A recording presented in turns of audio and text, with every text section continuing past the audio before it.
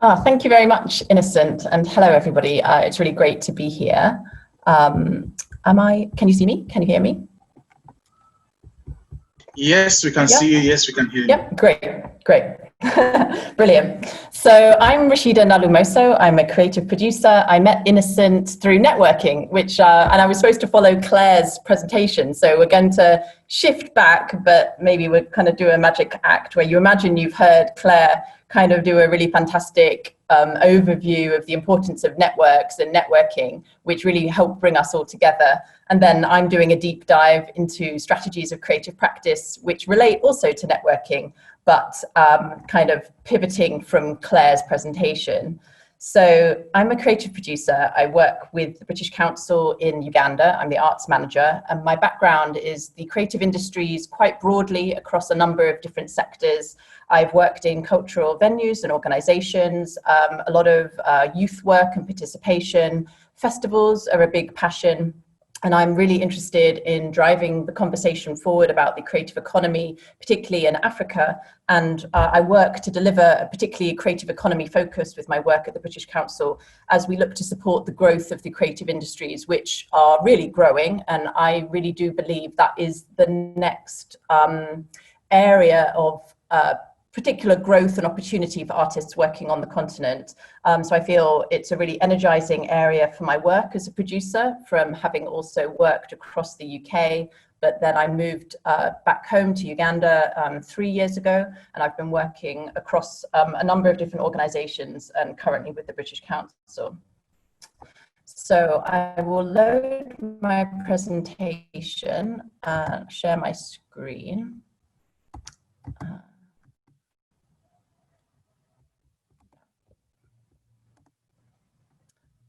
Great. Let me just get that up.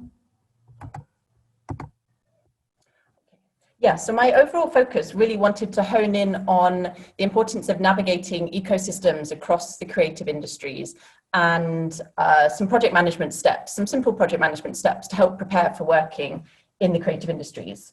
I've always been fascinated about working internationally and really interested in how art and connections get made across continents. That's something that I really feel, having moved to Uganda and in the most recent years of my career, is actually something that I can actualize within my work. Even though I did work on international projects when I was working in London, I really didn't feel like I could own it. And actually now that I'm working across, particularly not just Uganda, but I do a lot of cross-programming across East Africa and the continent, I think that there's something really super interesting about building your networks and finding new ways to create connections to make art happen. I think a lot of people might not know so much about what the role of a producer is in terms of working in a creative context, but really essentially the act of the producer is fundamental project management, and it's the building blocks for making art happen. I really see myself as a catalyst for creative opportunities and that kind of chain reaction to helping make great events happen. Whether you're planning a birthday party, building a new set of apartments for a infrastructure project, or running a large literature festival, all of the steps to project management are required. And I think one of the gaps, if we think about the creative and cultural industries in Africa, and specifically also East Africa, is that we just don't have enough people behind the scenes working to support artists, and also artists taking on that role in terms of the project management to drive their own creativity forward. I do have a lot of hope and optimism that the creative industries are growing in this continent. It does employ more than 1 million people in Africa. It's a really important driver for the presence of young people, specifically 18 to 35. We know that this is a really young continent, and that age group are where the exciting art making is happening. And also women are at the front, on the front foot behind that as well. It's really interesting in terms of who is a reliable bet to invest in, and it's women on this continent and women who are driving new ways to make creative enterprise related to art making and more broadly also enterprise happen. So just to explain a background context to the creative industries, specifically in Africa, but I think this is really important for any artist in any sector or any country to really have a bird's eye view, just to step back and think about what is the context that they're working in, and how is it made up. So that will involve the particularity of that in Africa and East Africa, but also applicable to a wider range of, not beyond the continent, is that it's made up of artists and creative industry initiatives, organizations who play an important role in publishing, producing, distributing, and developing art, and then that particular focus of individuals or artists who also are small to medium-sized enterprises. And that's particularly where I think the future is for growth.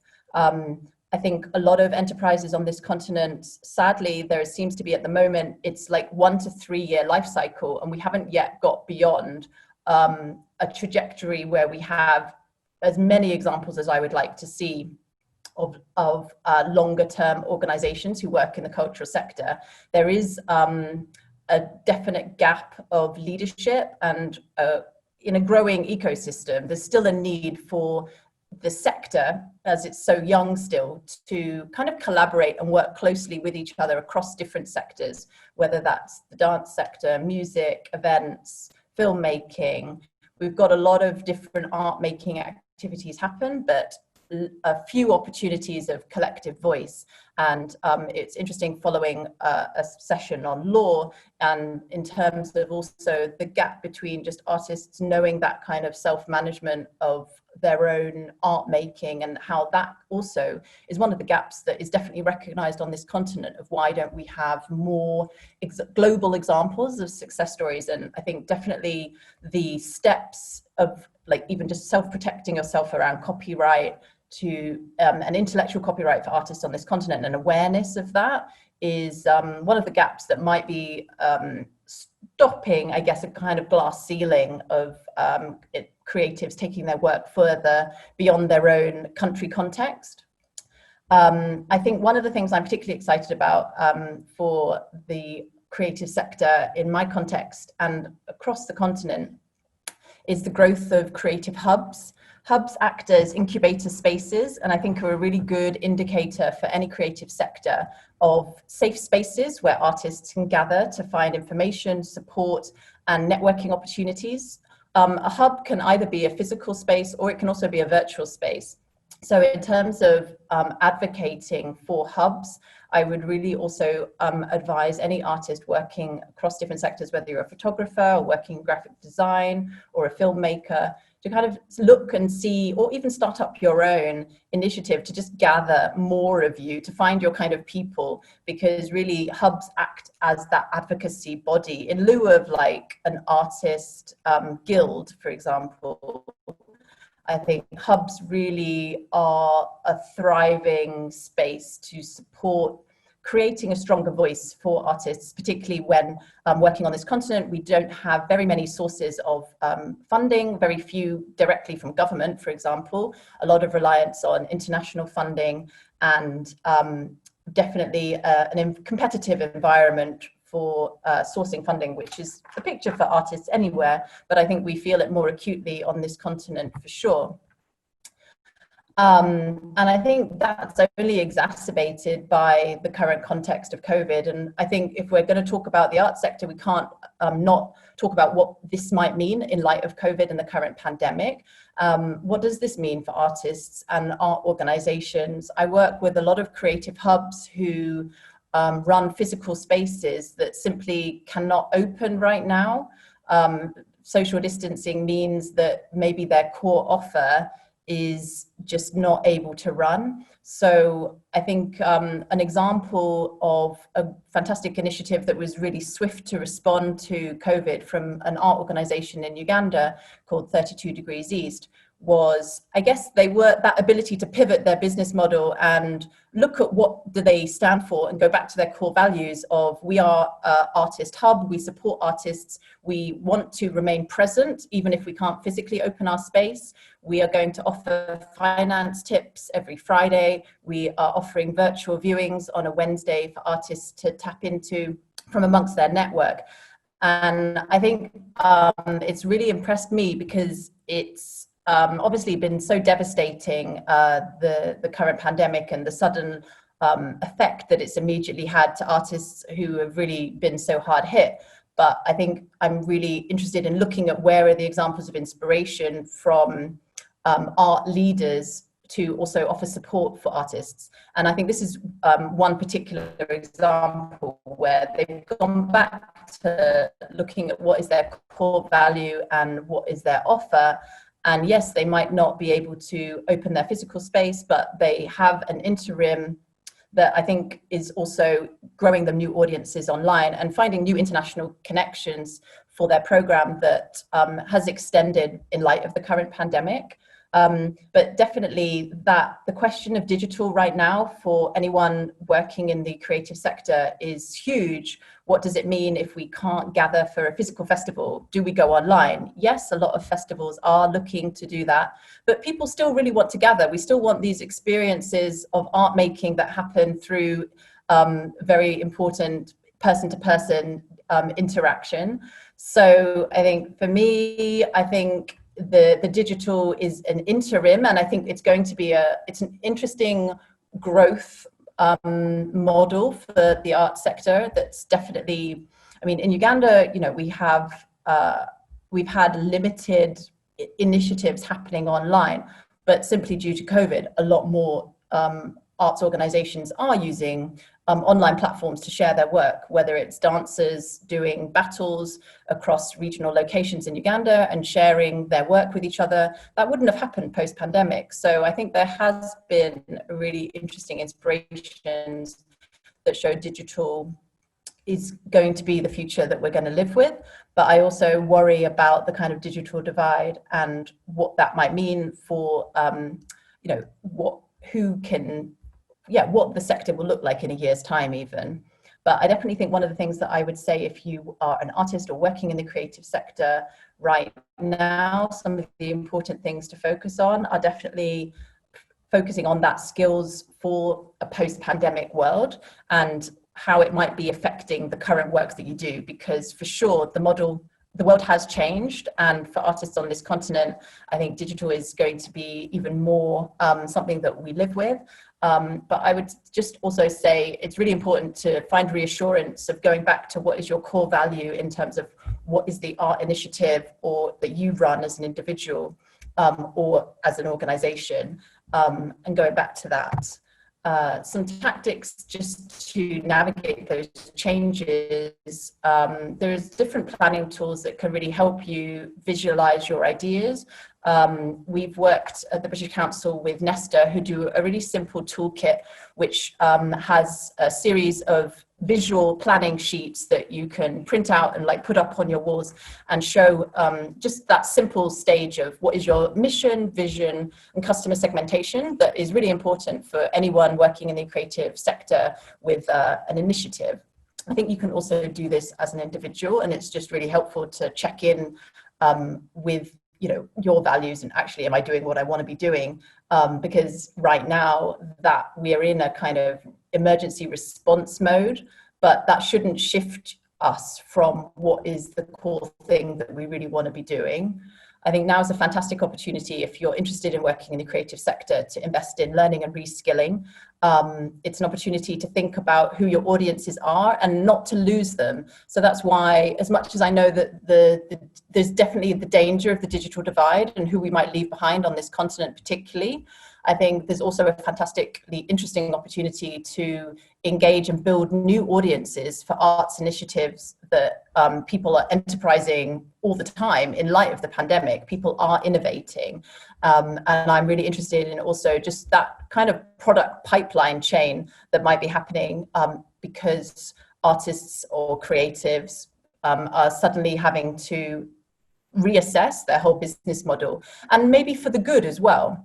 I've worked with a product designer who has recently changed the, he makes a really great, it's like a backpack, but it also doubles as a seat that can be used as a desk. So it's like this multifunctional, great initiative to support learning for children when they're at home or at a school where there's a lack of desks.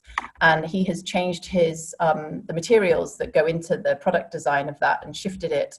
He's called Arnold Mugaga. He's a Ugandan product designer. He's shifted the materials to a focus on an increase in locally sourced bamboo, which grows in multitude here in Uganda. And that specifically is an initiative and innovation that he's come up with in light of COVID.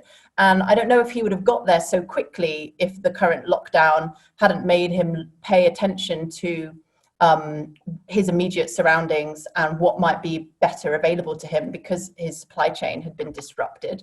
So I also think, as much as this is definitely a difficult time for artists who I think are really at the coalface of feeling the pandemic effects on their income and immediate revenue, it's also, there are a lot of artists who are finding the value of the headspace to really think and discuss with friends and share with each other.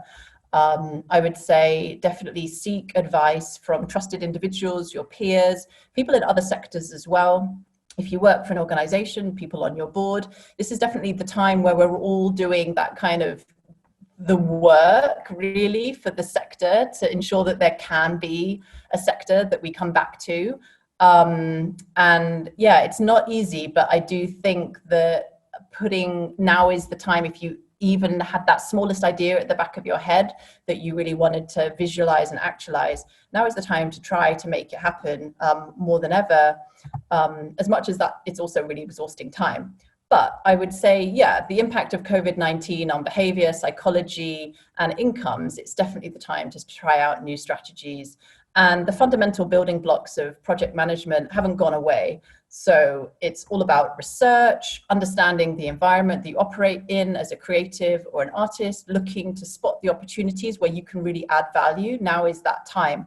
So we have a makerspace in Kampala that is a new 5,000 square foot makerspace called Motive. And they have pivoted their business product line to make a whole load of face masks to support orders that really, that's the demand right now, face masks. It's not exactly what they want in their product line, future. They don't want to be always making face masks. But that is the future we're going to have to live with. That is a new normal for now. And it's creating a fantastic business opportunity for the young designer who they commissioned through an open call out for that. So I think it's really interesting how, even if you're prepared to also have a flexible way of thinking, which I always think artists are great at doing, then now's a fantastic time to use that thinking.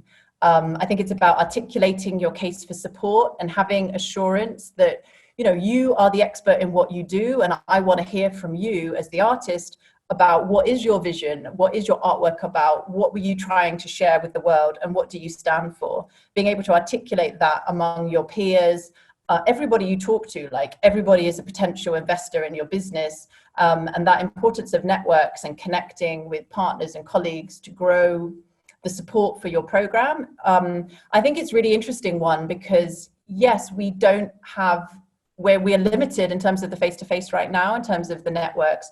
But Claire and I were also talking about the importance of, if you can, trying to find where digital connections can happen as much as possible so that you don't, because we're not able to just go to the art gallery, for example, if we had the opportunity to go to an art gallery, or the kind of gathering spaces in public spaces, and that being so limited right now. So where networking basically is not going to happen so face to face, which is a real fundamental thing for this sector. But how can we find ways to do that online? How can you join different groups? Even a dialogue like this is an opportunity for us to network and get to know each other more, and find out what we're doing in our respective locations. Like here I am in Uganda, I work across East Africa. I've never been to West Africa, but I'm super interested in going to West Africa, and the Makal bootcamp that I met Innocent at had quite a few West African colleagues. And just because I met them made me feel like I was just that one step closer to understanding the art sector in West Africa as well, which is really super interesting. So yeah, I think that's kind of the main things I really wanted to focus on and talk about in terms of, yeah, I mean, this slide presentation is just some outlines of some basic steps that I think come into play as an approach that can also be useful for fundraising, and thinking also not just about fundraising as in raising money, but there's lots of in-kind support that can be helpful that can go a long way to support artists that I think a lot of people don't kind of miss in their enthusiasm to just think about fundraising as money, and actually using the network and using in-kind support can really help you build your model.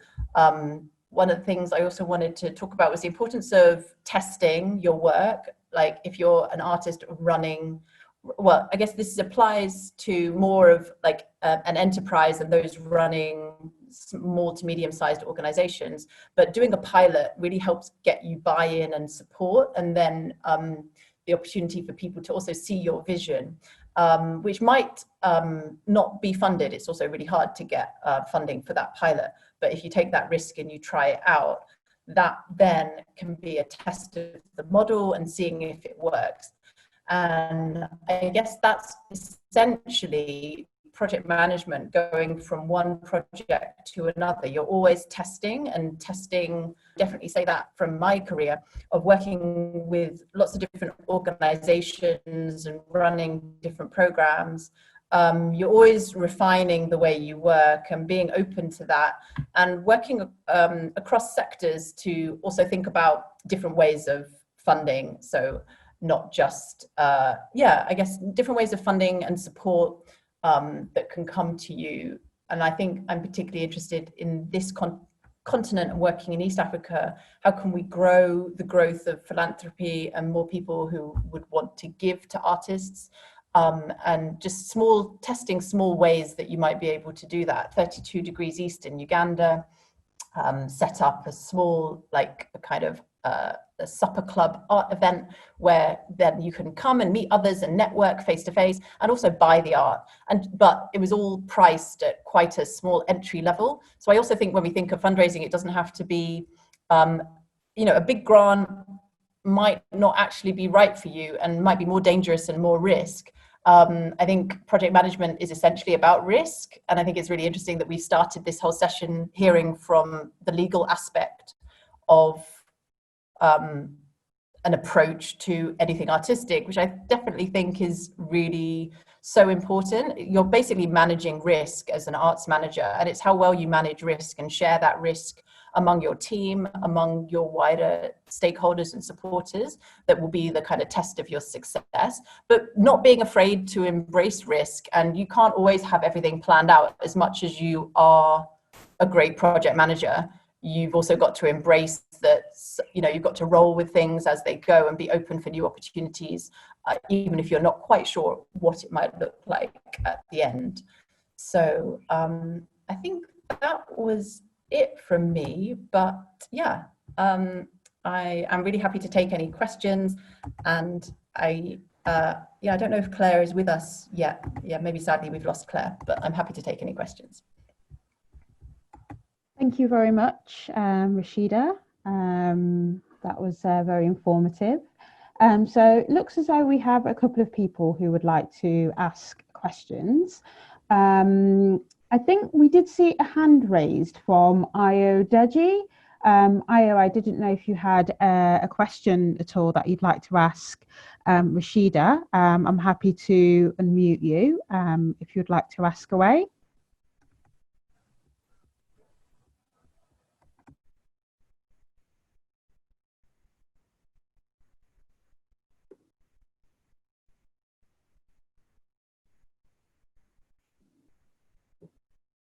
Hello, Ayodeji. We can go back to him. And then we also had a question from I think it's Maya or Maija. I do apologize if I've mispronounced your name. So I'm just going to unmute you now for you to ask your question to Rasheeda. Hi, Rasheeda. It's Maya. Oh, hi, Maya. Nice to see you virtually. I know Maya from Can you see Kampala. me? No, I can see your name. I don't, I don't know how to turn the camera on, but I'm saying hi. Anyway, my question I'm thinking about is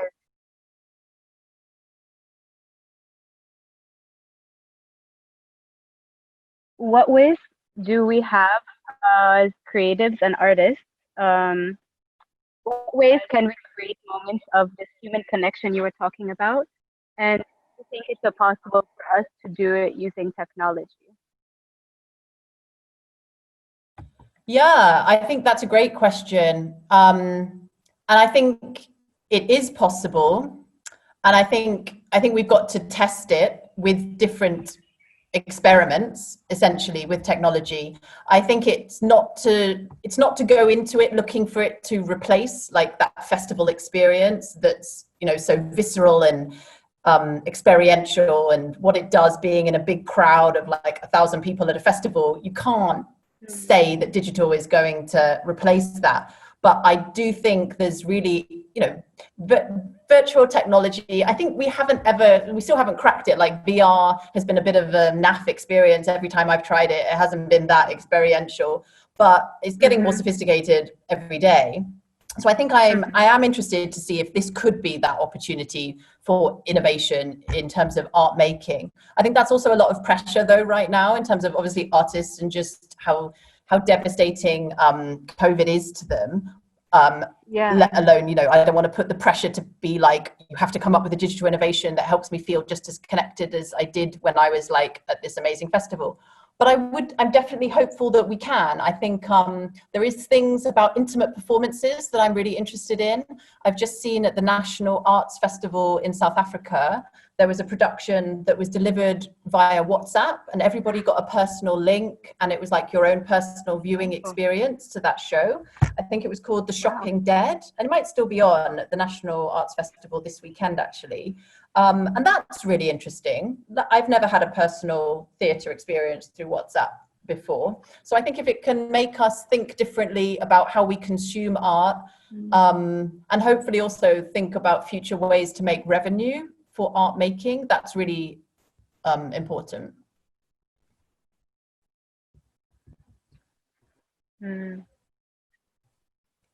Are you thinking of anything in your own artwork? Because I know, Maya, you've worked with festivals and a lot of set design. Right now, we're doing a project called Midnight Tsunami, which we started as an underground party in Kampala. And now we've started to release music online. Basically, we worked with the DJs we would have programmed and then had them release mixes under the Midnight Tsunami account. But we're also, as part of that project, every mix has an introduction video from the DJ, because DJs are often people, we hear their music, we don't hear from them as much. So we decided each DJ should have a small video introducing who they are and a little bit about the mix they put together, as a way for us to get a little bit closer to the artists behind the music. Amazing. Yeah, exactly. That's the unique opportunity. You've already made it different. And that's something that wouldn't have happened maybe before, and it's quite uniquely through digital. I like that. That sounds great. Thanks.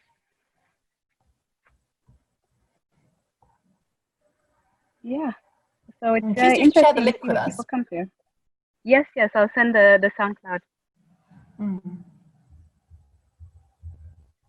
Thank you. Yeah, and I think in terms of speaking of DJs, I would just add, yeah, actually, it's really difficult for artists to travel on this continent, as everybody knows, / anyone with an African passport, to go, as you know, Maya, as well, to Europe or further.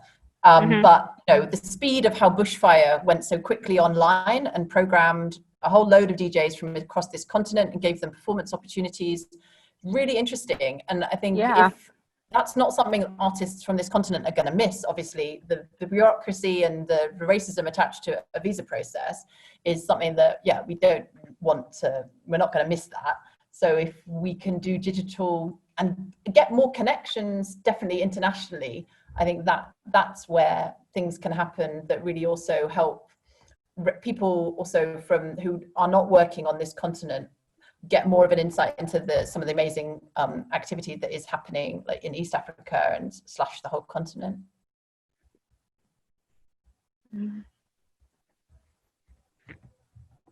Yeah, and I'm excited to see what is going to happen with Nyege Nyege now. They have announced a big collaboration with different organizations on the continent, and I think some international as well.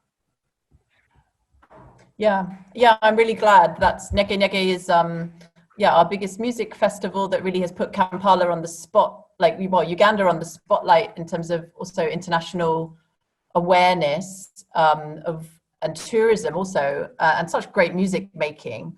I think that's really interesting. I'm so glad that the networks can come through for them, that they've transformed that into a digital offer, and it's not just that it can't happen, but they've managed to, what it looks like, transform that into a digital offer. Yeah, the network makes it stronger. Yeah, so I think basically it does go back to the importance of networks and retaining them now more than ever in light of COVID. I think it's another conversation to look at how do you build new networks from scratch right now. I think that is harder, but not impossible. And actually, I think it is happening just simply by more people putting more out there online, talking about what they do. Definitely lots of artists, I think, have got more followers simply because they've also put more effort suddenly to their Instagram accounts, for example. But yeah, I think for festivals, for example, it's really important to just not forget that we will come out of this scenario of a lockdown. It will be slow and gradual, but people will be able to gather slowly. And hopefully by next year, we might be in a more, we might not be where we are right now by next September. So it's kind of don't forget that there was an audience and they still want to hear from you. So I would say that's applicable to anyone running a business and an organization. You might be closed, but really it's that quote, I read an interesting quote about, keeping them close and not being close, not closed. So it's that thing of, yes, we might not be able to do exactly what we were doing, but we're still here. We still have an offer. It might be slightly different. And we want to find out how to work.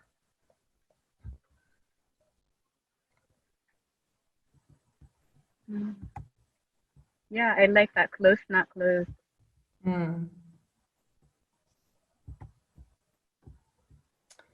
Cool. Thank you. Great question. Thank you so much for your question, Maya, and for the discussion.